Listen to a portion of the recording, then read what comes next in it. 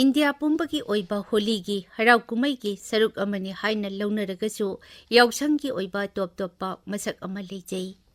Holiga manaba saruk khara yauragasu Yaosanggi oiba masak machu amadi pangthokliba thabak thauramsingda tonganba machak kaya yaubana Yaosang asida lainingi machaksingdagina laininga samnadaba machak kaya amachu yauri. Adugisu mathakta numit mangani chupna pangthokliba Yaosanggi nongma-nongmagi oiba kayat amasu leidi. Masak mahau amadi culture gi oiba wahanthok top-topna lei. Yaosanggi matangda leiriba warisingi marakta Holikagi wari, Manipuri Vaishnabismgi Yaosangda Mahaprabhu lengsinbagi nunggi wa amadi sanamahi pakhangbagi wari kaya ama leidi.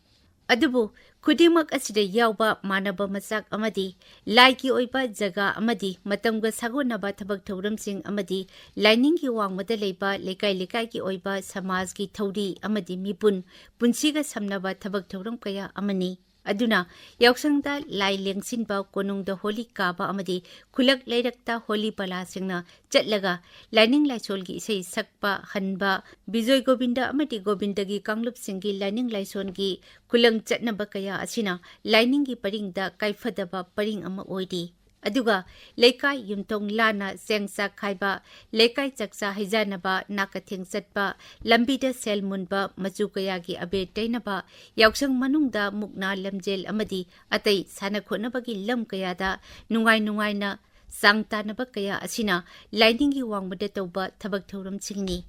Aduga thabal chongbagumba lainingi machusu yauba aduga lainingi wangbagi machaksingchu yauba thabak thauram singchu aikhoina Yaosanggi harau kumaigi machaksing oina uri.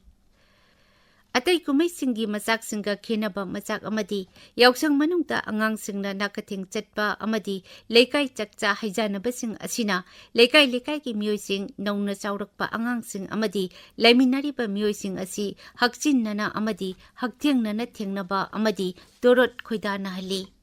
Nauriba angangsingna yumthong khudingmakta chatlaga nakatheng niba asina leikaida haugalakliba angangsing utba amadi makhoina hanagi mirolsingda nungai yaifaro hayenba asina mirol kayagi marakta leiriba isel ama kaihendana thamnaba pambai ama oheli. Asumna sahi chuppa masagi nungtigi oiba punsida hingnaruraba leikaigi mioising chaksa hijanaba kaya asina leikaigi mipun punsirol amadi leikaigi chanalon chaching hinghanduna thamnaba upai amachu oiri. Samajgi ahongba kaya lakpada lainingi kumai kaya matamgi irol nungda lupre.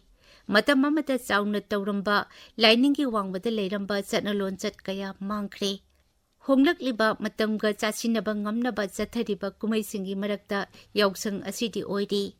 Masigi maram amadi kumai asi yana kayat amagi ka hena phajinduna pangthokpa nattaba asini. Adugisu mathakta kumai asida angangsingdagina pakhang leisabisingdagina ahal oiraba mioi kaya laining laisoldagina thabal chongba phawbada yawi. Sahi humpu tara muki mamangda lekai amada Yaosang sports pangthoktuna tonganpa mahau ama hapchinnaba hotnarakiba adu ngasidi leibak asigi oina anauba Yaosanggi machu ama ohelakle. Matang asida ningsingba yaribadi Yaosang sports asida malemgi thakta Olympics ki masana sanahanba nate sanabagi ihul nungaiba marakta semgatlakpani. Aduna anau-anauba masana kaya Yaosang sports na puthoraki. Leikai hupna yawi ayauba amadi ayengba animakta nungaiba pokhali. Yaosanggi mamal asi anauba matamga chanana yengba changi matamga chasinahanba changi. Kumai asina lauriba samajgi mathau khangna Yaosanggi mamal khangba changi. Kumai asina samajgi mipum khudimakta apunba mipun punsigi ihul ama pibanina masigi maramda nainaba amadi mot piba matamda mipun punsigi ihul adugisu khanthaba changi. Mi amagi khutta amana pai samnariba lebak miyamgi punsi asigidamakta hongduna leiriba matamgi tanthada punna leichaunaba khunjaunaba wakhal khanba changi.